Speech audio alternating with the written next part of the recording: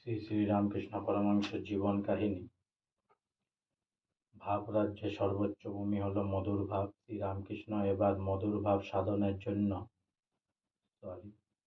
শ্রী শ্রী রামকৃষ্ণ পরমহংসের জীবন কাহিনী। শ্রী রামকৃষ্ণ এভাবে মাত্র 12 বছরে হিন্দু ধর্মের সর্বপ্রকার সাধনায় সিদ্ধি লাভ করলেন।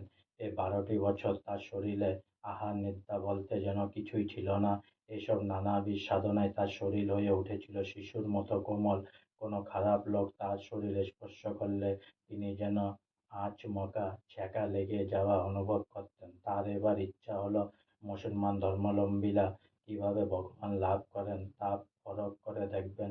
1866 খ্রিস্টাব্দে দক্ষিণেশ্বরে গোবিন্দ রায় নামে এক নিষ্ঠাবান মুসলমান সাধক হাজির হলেন। তার কাছে রামকৃষ্ণ মুসলমান ধর্মে দীক্ষিত হলেন।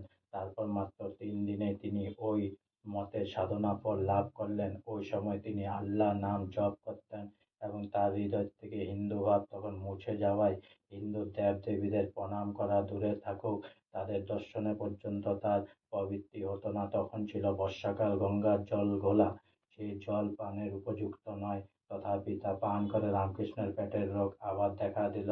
মথুরাবাবু চিন্তা করলেন, প্রায় একটানা 8 বছর জন্মভূমিতে যাননি রামকৃষ্ণ, তাই হাওয়া বদলের জন্য তিনি হৃদয়রাম ও ভৈরবীকে সঙ্গে নিয়ে 1867 খ্রিস্টাব্দে মে মাসে রামকৃষ্ণকে কামারপুকুর পাঠিয়ে দিলেন। রামকৃষ্ণ গ্রামে ফিরেছেন জেনে গ্রামের সকলের মন আনন্দে মেতে উঠল। জয়রাম ভাটির থেকে সারদামণি নিয়ে আসতে লোক পাঠানো হলো। সারদামণি তখন 14 বছর বয়সে পদার্পণ করেছিলেন কামারপুকুরে। এই সময় রামকৃষ্ণ প্রায় 6-7 মাস ছিলেন। তারপর 1876 খ্রিস্টাব্দে অক্টোবর কিংবা নভেম্বর মাসে তিনি আবার দক্ষিণেশ্বরে ফিরে এলেন। আজকে আমার শ্রী শ্রী রামকৃষ্ণ পরমহংসের জীবন কাহিনী এখানেই সমাপ্ত হলো। তাই অনেক অনেক সাবস্ক্রাইব করুন, অনেক অনেক লাইক করুন, অনেক অনেক ভালো থাকুন, অনেক অনেক সুস্থ থাকুন, অনেক অনেক আনন্দে থাকুন, অনেক অনেক হেল্প করুন, আর সঙ্গে অনেক অনেক সাবস্ক্রাইব আর লাইক করুন প্লিজ।